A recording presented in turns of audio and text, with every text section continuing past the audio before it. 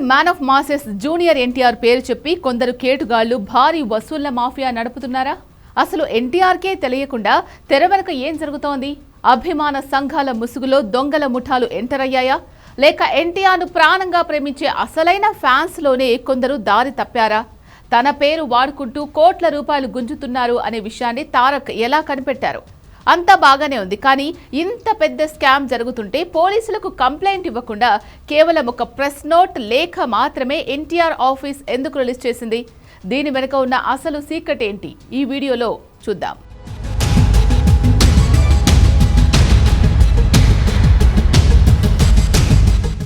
అసలు మ్యాటర్ ఏంటి అంటే, జూనియర్ ఎన్టీఆర్ పుట్టినరోజు వేడుకలు హైదరాబాద్లోని గ్రాండ్గా ప్లాన్ చేస్తున్నారు. ఈ లోపే కొందరు కేటుగాళ్లు సీన్లోకి ఎంటర్ అయ్యారు. ఎన్టీఆర్ పేరు మీద ఒక భారీ చారిటీ ప్రోగ్రాం చేస్తున్నామని, దాదాపు 100 కోట్ల రూపాయల బడ్జెట్తో పెద్ద సామాజిక కార్యక్రమాలు ప్లాన్ చేస్తున్నామని సోషల్ మీడియాలో కొన్ని ఫేక్ అకౌంట్స్ క్రియేట్ చేశారు. తారక్ పేరు చెప్పి విరాళాలు సేకరించడం మొదలుపెట్టారు. ఎన్టీఆర్ గారే స్వయంగా ఈ చారిటీ రన్ చేస్తున్నారు అంటూ ఫ్యాన్స్ గ్రూపుల్లో నమ్మించి Google pay, phone pay, bank account నంబర్లు పెట్టి భారీగా డబ్బులు వసూలు చేయడం స్టార్ట్ చేశారు. ఇక్కడ మనకొచ్చే మెయిన్ డౌట్, ఇది అసలైన ఫ్యాన్స్ చేసిన పనా లేక దొంగల ముఠానా? ఇండస్ట్రీ టాక్ ప్రకారం హీరోల మీద ఉండే పిచ్చితో ఫ్యాన్స్ అసోసియేషన్ నడిపే కొందరు లోకల్ లీడర్లు తమ సొంత లాభాల కోసం ఇలా దారి తప్పినట్టు తెలుస్తోంది.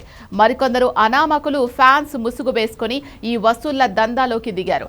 ఈ విషయం ఎన్టీఆర్ పిఆర్ టీం దృష్టికి ఎలా వచ్చిందంటే, ఈ 100 కోట్ల చారిటీ ఫేక్ పోస్టులు సోషల్ మీడియాలో విపరీతంగా షేర్ అయ్యాయి. నిజమైన అభిమానులు కొందరు, అన్నా మీరు 100 కోట్లతో చారిటీ చేస్తున్నారట కదా, మా వంతుగా మేము కూడా డొనేషన్స్ ఇచ్చాం అంటూ ఎన్టీఆర్ పర్సనల్ స్టాఫ్కు మెసేజ్లు పంపడంతో తారక్ ఆఫీస్ ఒక్కసారిగా అలర్ట్ అయింది. ఇలాంటి ప్రమోషన్స్ మేము అస్సలు స్టార్ట్ చేయలేదని గుర్తించి షాక్ అయ్యారు.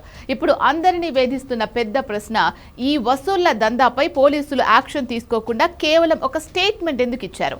దీని వెనుక ఎన్టీఆర్ పెద్ద మనసు, ఒక మాస్టర్ ప్లాన్ ఉన్నాయి. ఒకవేళ అఫీషియల్ గా పోలీస్ కేసు పెడితే అందులో ఉన్నది సొంత అభిమానులే కాబట్టి వాళ్ళ లైఫ్ కోర్టులు, స్టేషన్ల చుట్టూ తిరిగి నాశనం అయిపోతుంది.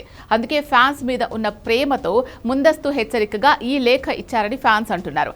తారక్ పేరు మీద ఎవరైనా డబ్బులు అడిగితే ₹1 కూడా ఇవ్వకండి అని ప్రజలను, అమాయక ఫ్యాన్స్ ను అలర్ట్ చేయడం తారక్ మెయిన్ టార్గెట్.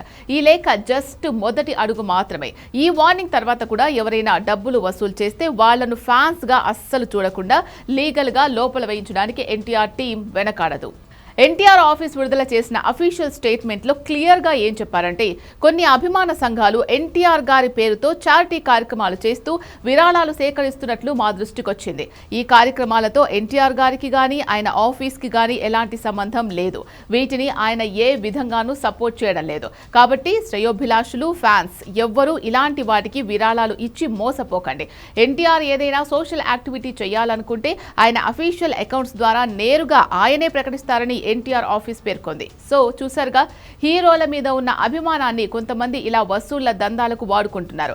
ఎన్టీఆర్ గారు టైంకి స్పందించి లేఖ ఇవ్వడం వల్ల ఎంతో మంది అభిమానులు మోసపోకుండా సేవ్ అయ్యారనే కామెంట్స్ వస్తున్నాయి.